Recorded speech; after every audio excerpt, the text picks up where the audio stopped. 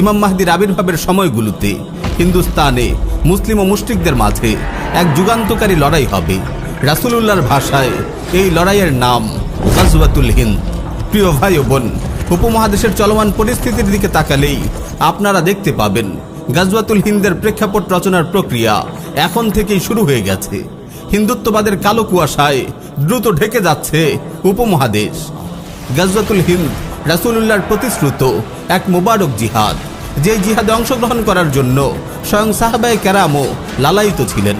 সুনানে নাসাই, মুসনাদ আহমদ, মুস্তাদরাক হাকিম সহ আরও অনেক হাদিস গ্রন্থে বর্ণিত একটি হাসান হাদিসে এসেছে, সাইয়্যিদুনা আবু হুরায়রা রাদিয়াল্লাহু তাআলা আনহু বলেন, ওয়া'আদানা রাসূলুল্লাহ সাল্লাল্লাহু আলাইহি ওয়াসাল্লাম গাজওয়াতাল হিন্দি ফাইন আদরাকতুহা উনফিকু ফিহা নাফসি ওয়া মালি ওয়া ইন কুতিলতু কুনতু আফদালা শুহাদা ওয়া ইন রাজা'তু ফাআনা আবু হুরায়রা আল মুহাররার। রাসূল সাল্লাল্লাহু আলাইহি ওয়াসাল্লাম আমাদেরকে গাজওয়াতুল হিন্দের প্রতিশ্রুতি দিয়েছেন, আমি যদি সেই জিহাদ পেয়ে যাই তাহলে আমি আমার জান মাল সব কিছু তাতে কুরবান করব। এতে যদি শাহাদাত বরণ করি তাহলে আমি হব শ্রেষ্ঠ শহীদ, আর যদি গাজী হয়ে ফিরে আসি তাহলে আমি হব জাহান্নামের আগুন থেকে মুক্তিপ্রাপ্ত আবু হুরায়রা। প্রিয় ভাই ও বোন, মোবারক এই জিহাদে অনেক রক্তক্ষয়ী ও সর্বগ্রাসী লড়াই হবে। আল্লাহর ইচ্ছায় অবশেষে মুসলিমদেরই বিজয় হবে।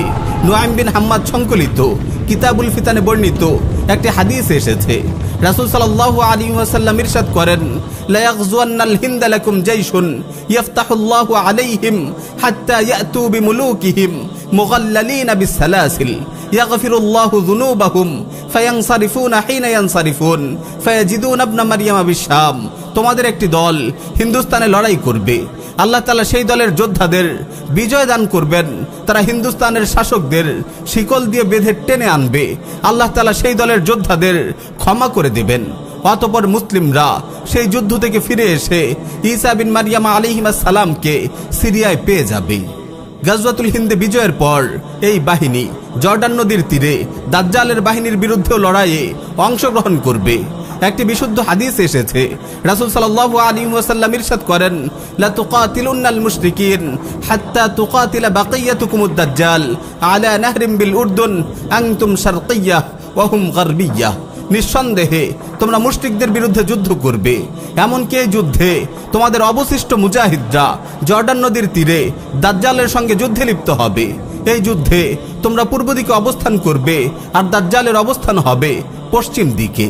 এই মোবারক জিহাদে যারা অংশগ্রহণ করবেন তাদের ফজিলতের জন্য এতটুকুই যথেষ্ট যে তাদেরকে আল্লাহ তাআলা জাহান্নাম থেকে মুক্তির ওয়াদা করেছেন।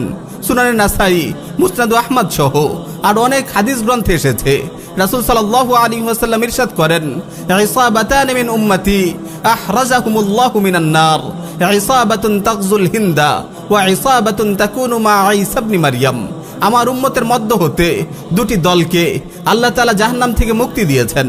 একটি দল যারা হিন্দুস্তানের যুদ্ধে শরীক হবে, আর দ্বিতীয় আরেকটি দল যারা ঈসা ইবনে মারইয়াম আলাইহিস সালামের সঙ্গে মিলে যুদ্ধ করবে।